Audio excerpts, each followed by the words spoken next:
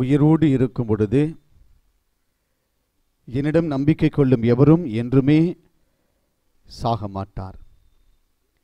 ஆண்டவர் இயேசுவில் அருமையான அன்புக்குரிய சகோதர சகோதரிகளே, தங்களுடைய இறுதி இடத்திற்கு வந்து சேர்ந்திருக்கின்ற உங்கள் அனைவரையும் வருக வருக என வரவேற்கிறேன். இந்த வார்த்தையை கேட்டவுடனே சில பேருக்கு ஆச்சரியமாகவும் இருக்கும், என்னடா இந்த ஆள் இப்படி கேட்குறான் வரவேற்கிறான்னு. தங்களுடைய இடத்திற்கு இறுதி இடத்திற்கு வந்து பார்த்துட்டு போகிற இருக்கிற உங்களை எல்லாரையும் வருகிறேன். ஏனென்றால் இந்த இடம்தான் நமக்கு நிரந்தரமான ஒரு இடம். இதில் எத்தனை பேர் நாங்கள் சாவே வரக்கூடாது, எனக்கு நான் சாவே கூடாதுன்னு எத்தனை பேர் ஆசைப்படுறோம்? எனக்கு இப்போ வரக்கூடாது சாவு, அப்போ வரக்கூடாது, நிறைய பேர் ஆசைப்படுவோம். ஆனால் இறுதி இடம், நீ உறங்க வேண்டிய இடம் இந்த இடம்தான். நீ எவ்வளவு பேர் அரசனாக இருந்தாலும் சரி, ஆண்டியாக இருந்தாலும் சரி, எந்த ஆட்டம் போட்டாலும் சரி, நீ கடைசியில் அடங்குற இடம் இந்த 6 அடி நிலம்தான். எனவேதான் இந்த இடத்துல வருகிற பொழுதே ஒரு சந்தோஷம் இருக்குமா? இந்த இடத்துக்கு வரும்பொழுது சந்தோஷம் இருக்குமா? கல்லறைக்கு போகிறீங்க அப்படின்னா சந்தோஷம் இருக்குமா? இருக்காது இல்லை. ஆனால் இன்றைக்கி இருக்கும். இன்றைக்கி சந்தோஷமாக போகிறோம், இறந்த எல்லா ஆன்மாக்களையும் நினச்சி பார்க்குறோம், பூ வைக்கிறோம், வத்தி வைக்கிறோம் இல்லையா, மாலெல்லாம் போட்டு சந்தோஷப்படுத்துகிறோம் எல்லாத்தையும், யாரும் மண்ணுக்குள்ளே இருக்கிறவங்கள.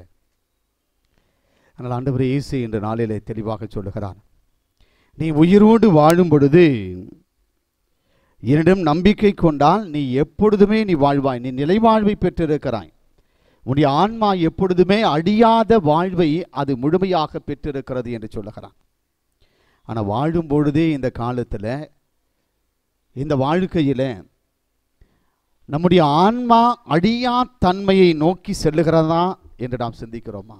ஒரு நாளும் கிடையாது, ஒரு நாளும் கிடையாது.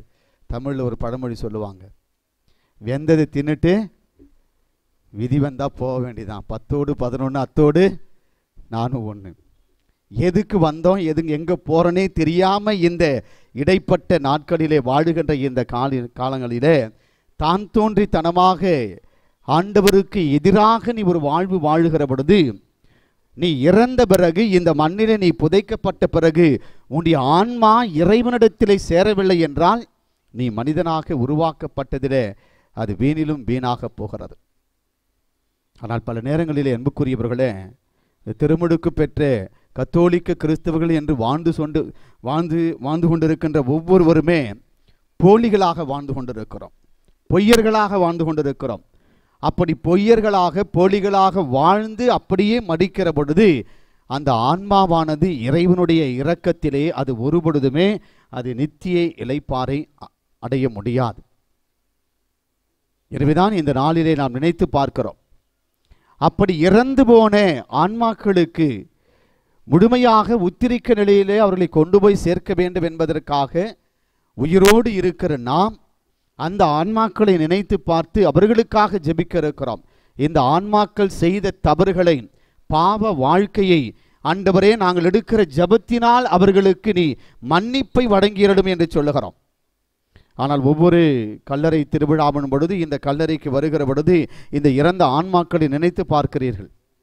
ஆனால் அவர்கள், இந்த இறந்த ஆன்மாக்கள் இந்த கல்லறையிலே அடக்கம் செய்யப்பட்டவர்கள் விண்ணுக்கு சென்றார்களா என்று என்னைக்காவது சிந்திச்சு பார்த்துருக்கீங்களா?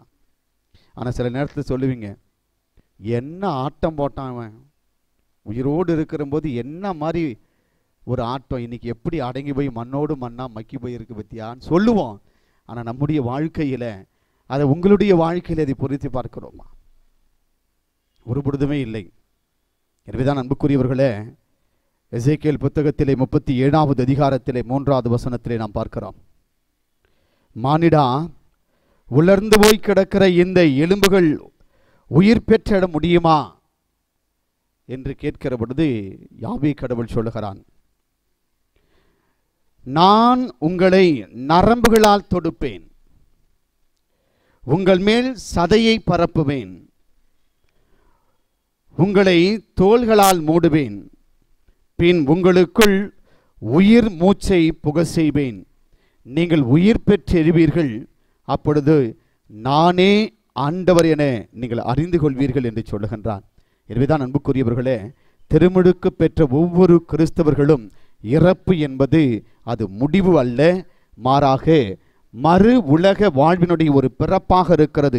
எனவேதான் ஆண்டவர் சொல்லுகிறார், உன்னை நான் முழுமையாக என்னுடைய நரம்புகளால் தொடுப்பேன், என்னுடைய சதையால் மூடுவேன், என்னுடைய உயிர் மூச்சை உனக்குள் ஊதி உனக்கு வாழ்வு கொடுப்பேன், மறுவாழ்வு கொடுப்பேன் என்று சொல்லுகிறார். இதைத்தான் இந்த நற்செய்தியிலே ஆண்டவர் சொல்லுகிற பொழுது, நீங்கள் மனிதர்களாக இந்த மண்ணுலகத்திலே வாழுகிற பொழுது என் மீது நீங்கள் விசுவாசம் வைத்தால், கிறிஸ்து இயேசுவின் மீது நீங்கள் நம்பிக்கை வைத்தால், உங்களுடைய வாழ்வானது பாவ வழிகளை விட்டு உண்மையின் வழிகளிலே, நீதியின் வழிகளிலே அது நடக்கும்.